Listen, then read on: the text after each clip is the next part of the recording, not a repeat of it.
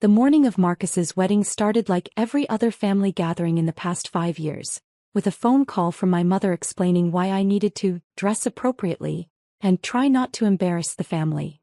I was standing in my hotel room at the Fairmont, looking at the mustard yellow bridesmaid dress Patricia had specifically chosen for me, when Mom called with her final instructions. "Emma, sweetheart, I know this is hard for you," she said in that tone she'd perfected, part sympathy, part condescension. Being around all of Marcus's successful friends, seeing Patricia's family with their achievements. "Just remember that not everyone can be a doctor or lawyer."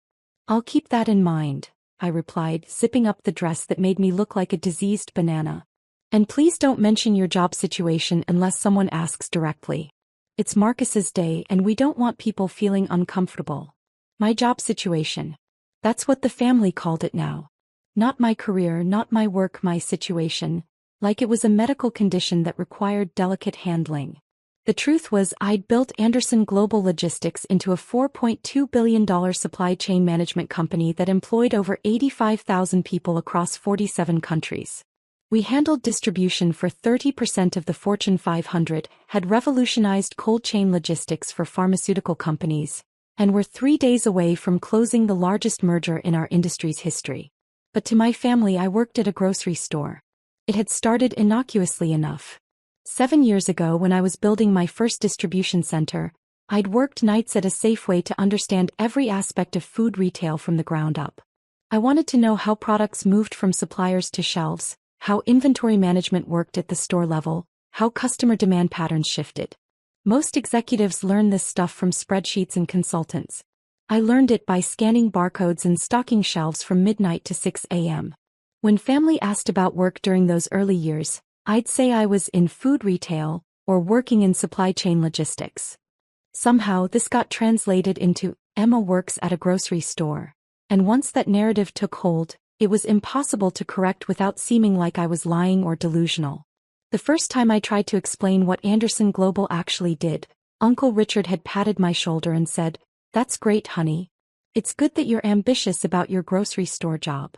When I mentioned hiring my first 100 employees, Aunt Susan had nodded supportively and said, "Oh, are you managing a department now? That's wonderful progress." Eventually I stopped trying to correct them. It was easier to let them think what they wanted than to deal with their skepticism. And honestly, part of me was curious to see how long they could maintain their delusions about my life. The answer apparently was indefinitely. The rehearsal dinner the night before had been particularly brutal.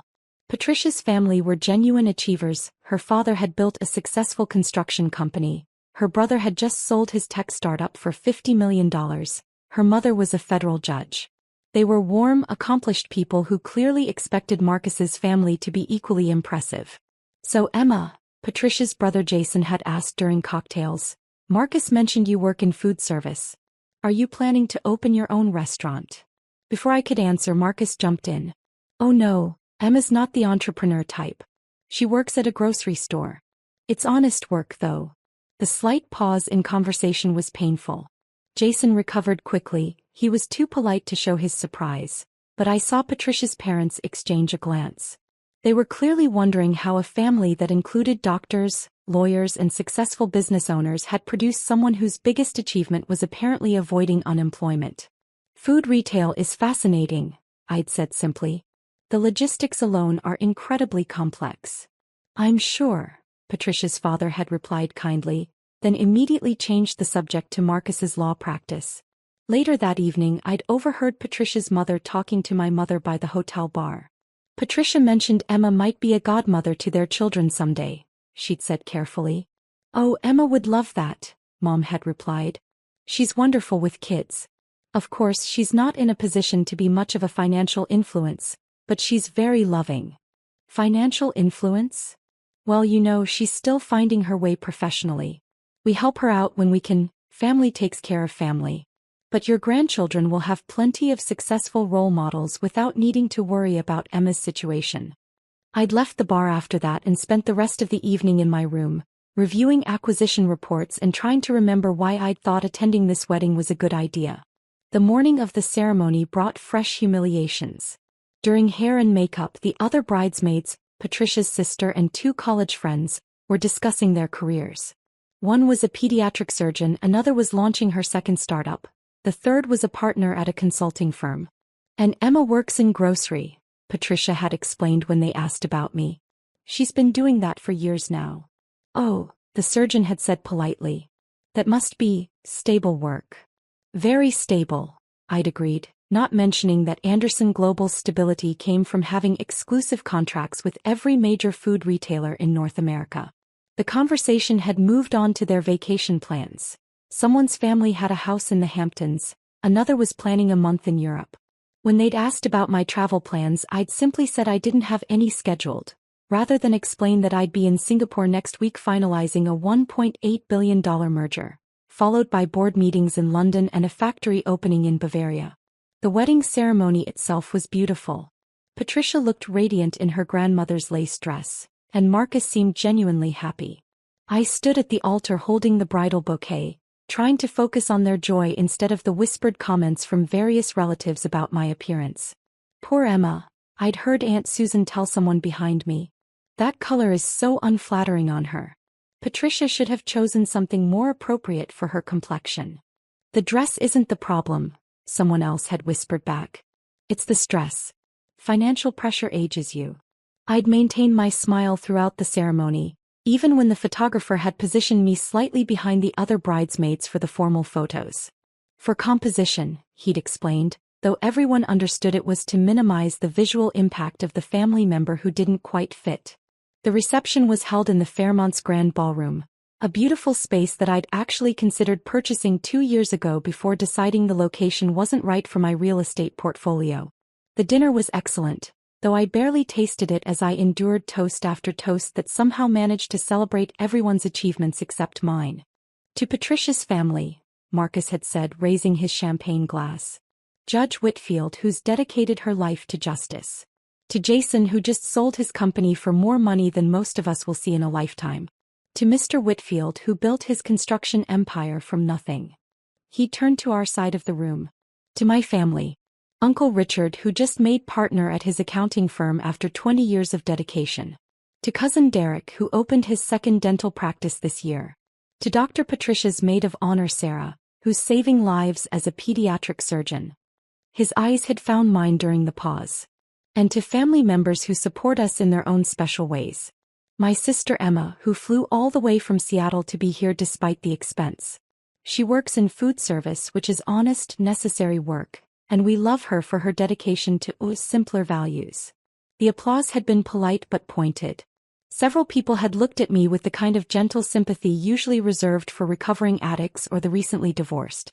It was during the dancing portion that the real drama began. I'd stepped onto the terrace for some air when I overheard a conversation that would change everything. Patricia's mother was speaking with Marcus near the bar, her voice sharp with concern. "Marcus, I need to ask you something directly," she'd said. "Is Emma financially stable? I don't mean to pry, but Patricia mentioned she might want Emma to be godmother to your children, and given her circumstances." "Emma? God, no, she's been struggling for years," Marcus had laughed. "She's sweet, but she can barely take care of herself. She's been working the same grocery store job for 7 years now? Never got promoted, never tried anything else. I think she's just not built for ambition, you know?" Mrs. Whitfield had looked relieved. I was concerned about the influence. Not that there's anything wrong with her work, of course, but Patricia comes from a family of achievers. Her father built his company from nothing, her brother just made $50 million on his startup. We want our grandchildren to have the right kind of role models. "Don't worry about that," Marcus had said. "Emma's basically the family charity case at this point. Mom sends her money for rent sometimes, we all chip in for her car payments. She means well, but she's just not capable of more than she's doing now." That wasn't true. I'd never asked for or received financial help from anyone in my family. But apparently, that was the story they told themselves to make sense of my deliberately modest lifestyle choices. I'd been about to head back inside when I heard Derek's voice from around the corner, talking to some of Patricia's relatives. "Did you see Emma's car in the parking lot?" he was saying. "It's like 15 years old." I actually felt embarrassed for her when the valet had to figure out how to start it. Marcus mentioned she's been using food stamps. Another voice had replied, one of Patricia's cousins, I thought. "It's just sad," Derek had continued. The whole family is successful except her. My mom thinks she might have some kind of learning disability that was never diagnosed. How else do you explain someone working the same entry-level job for 7 years? At least she seems happy, the cousin had said charitably. I guess ignorance is bliss, Derek had replied. She has no idea how far behind she's fallen. I'd heard enough. I'd pulled out my phone and sent a text to David, my head of security, ready for pickup. His response had come immediately, 10 minutes. Helicopter fueled and ready. I'd made my way back to the ballroom, planning to say quiet goodbyes and slip away before the evening got worse. But as I'd reached the main table, Marcus had tapped his champagne glass for attention. Ladies and gentlemen, he'd begun, I want to take a moment to thank everyone for being here tonight. Patricia and I are so grateful to be surrounded by such successful, accomplished people. Our families represent the absolute best of what hard work and ambition can achieve. He gestured around the room. We have entrepreneurs who've built million-dollar companies, doctors saving lives, lawyers fighting for justice, executives running major corporations. People who've taken risks, pushed boundaries, refused to settle for less than excellence.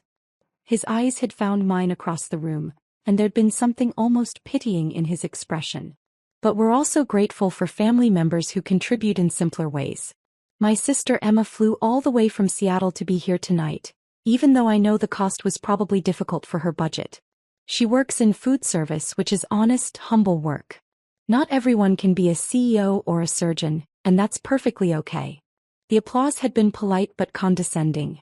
Several people had looked at me with the kind of sympathy usually reserved for someone announcing a terminal diagnosis.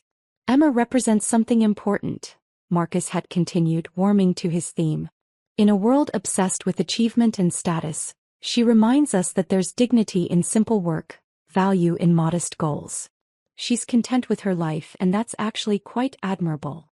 Patricia's father had stood up, clearly feeling generous after several glasses of wine. To Emma, he'd called out, for showing us that happiness doesn't require success. The room had raised their glasses to me like I was some kind of inspirational poster about overcoming limitations. I could see pity in their eyes, mixed with relief that their own children had turned out so much better. That's when my phone had buzzed. Ms. Anderson? The voice belonged to a tall man in an impeccable black suit who had somehow appeared beside me without anyone noticing. David Martinez looked exactly like what he was, former Secret Service, trained to handle threats to world leaders, now dedicated to protecting one of Seattle's most valuable executives. I'm David Martinez, your head of security, he'd continued, his voice carrying just far enough for nearby tables to hear. I apologize for the interruption, but we have an urgent situation that requires your immediate attention. The conversations around us had stopped. David had the kind of presence that commanded rooms, 6 feet 2 inches of professional alertness and expensive suits. Security. Mrs. Whitfield had repeated, looking confused. The helicopter is waiting on the roof, David had continued smoothly. Your 9 p.m. conference call with the Singapore team cannot be delayed. The Chin Industries merger closes Monday morning, and the Tokyo markets open in 3 hours. The board is waiting for your final approval on the $1.8 billion acquisition.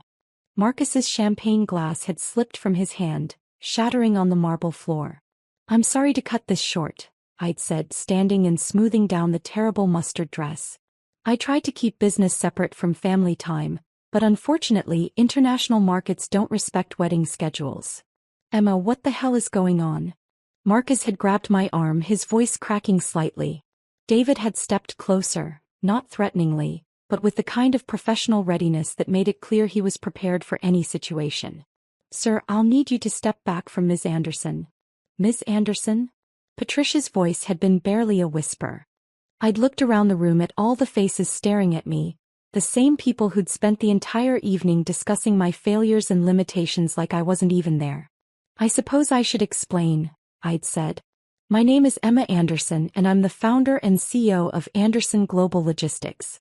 We're the largest privately held supply chain management company in North America, with operations in 47 countries and annual revenue of $4.2 billion. The silence had been absolute. The grocery store job Marcus mentioned? That's how I started. I worked nights at Safeway for 3 years while building my first distribution center during the day. I wanted to understand every aspect of food retail, customer behavior, inventory management, supply chain logistics, employee dynamics. Most executives learn this from consultants and spreadsheets. I learned it by scanning barcodes and stocking shelves. Derek's face had gone completely white. We handle distribution for about 30% of the Fortune 500, I'd continued. Walmart, Target, Kroger, Safeway. If you've bought groceries in the past 5 years, there's a good chance our systems got that food from farm to shelf. We revolutionized cold chain logistics for pharmaceutical companies, developed the algorithms that optimize delivery routes for Amazon's grocery division, and created the inventory management systems used by most major retailers. Mrs. Whitfield had been staring at me like I'd just announced I was from another planet. You're the CEO? Forbes ranked me 47th on their list of richest self-made women, I'd said. Though I prefer to focus on the fact that Anderson Global employs over 85,000 people worldwide and has been carbon neutral for 3 years running. Patricia had found her voice first. Marcus, you said she worked at a grocery store. She does. Marcus had looked like he was having trouble processing basic information. She told me she worked in food retail. Food retail logistics, I'd clarified gently. I oversee supply chain operations for every major grocery chain in North America, plus expanding operations in Europe and Asia. When I said I worked in food retail, I meant I was revolutionizing how food gets from producers to consumers. Uncle Richard had been staring at his bourbon like it might provide answers. The resume help I offered was very thoughtful, I'd said. Though my current position is working out well. David had checked his watch. Ms. Anderson, we really do need to leave. The Singapore call is critical, Chin Industries won't wait, and if we miss this window the merger could collapse. That's 18,000 jobs hanging in the balance. Of course. I turned to Marcus and Patricia. Congratulations again on your wedding. It was beautiful and I wish you both every happiness. Wait, Marcus had grabbed my arm again, then immediately let go when David had shifted his weight. Emma, I don't understand. Why didn't you tell us? Why let us think? Tell you what? That I was successful? Would it have mattered? Of course it would have mattered. Really? Because based on what I overheard tonight, you all seemed pretty comfortable with your version of who I was. The family charity case. The one who needed financial help. The learning disabled sister who was too limited for real achievement. We never said you were learning disabled, Derek had protested weakly. You literally said that 20 minutes ago on the terrace, I'd replied. Along with speculating about my food stamp usage and expressing embarrassment about my car. Patricia's father had still been staring at me in shock. You actually run a billion-dollar company? She's on the Forbes list, someone had whispered from the back of the room. I turned to see one of the younger cousins holding up her phone. Emma Anderson, CEO of Anderson Global Logistics. Net worth estimated at $2.3 billion. The murmur that had gone through the room was like watching dominoes fall. This doesn't make sense, Aunt Susan had said, her voice almost accusatory. If you're so wealthy, why do you dress so modestly? Why do you drive an old car? Why live like a normal person? Because money isn't the most important thing in life, I'd said. I thought family was. I thought showing up for people you love mattered more than showing off your net worth. I thought being humble about success was a virtue. Marcus had been shaking his head. But you let us think you were struggling. I didn't let you think anything, Marcus. You assumed. You all did. You decided that because I didn't brag about my accomplishments at every family gathering, I must not have any. You created an entire narrative about my life, complete with financial problems I don't have and limitations I've never shown, without ever asking me a single direct question about what I actually do for work. But you said you worked in food retail, Patricia had protested. I said I worked in food retail logistics. When I mentioned supply chain management, you nodded politely and changed the subject. When I talked about hiring employees, you assumed I meant I was managing a grocery store department. When I said I traveled for business, you figured I meant training sessions at other locations. The room had been completely silent now, everyone processing the magnitude of their assumptions. You know what's funny? I'd continued. 3 years ago when I missed Christmas, you all decided it was because I couldn't afford the plane ticket.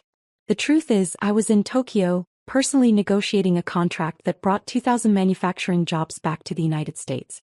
Last year, when I couldn't make Derek's wedding, you assumed I was working extra shifts to make rent. Actually, I was in Germany opening our newest facility that now employs 1,500 people. Derek had looked like he might be sick. Ms. Anderson, David had interrupted gently, the helicopter. I'd nodded. I really do have to go. Singapore doesn't wait, and there are a lot of people depending on this deal closing successfully. As I'd moved toward the exit, the room had parted around me like I was visiting royalty.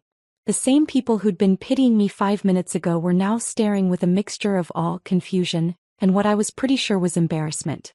At the door I turned back one last time. For what it's worth, Marcus, I hope you and Patricia are very happy together. Marriage should be about loving someone as they are, not as you assume they should be. Maybe that's something worth remembering. The elevator ride to the roof had been silent except for the soft jazz playing through the speakers. David had held the door for me as we stepped onto the hotel's helipad, where my pilot was waiting with the rotors already spinning. How was the wedding, ma'am? David had asked as he'd helped me into the helicopter, having to raise his voice over the noise. Educational, I'd replied, buckling my seatbelt and putting on the headset. As we'd lifted off, I could see people gathered on the hotel's lower terraces, looking up at the helicopter with obvious confusion.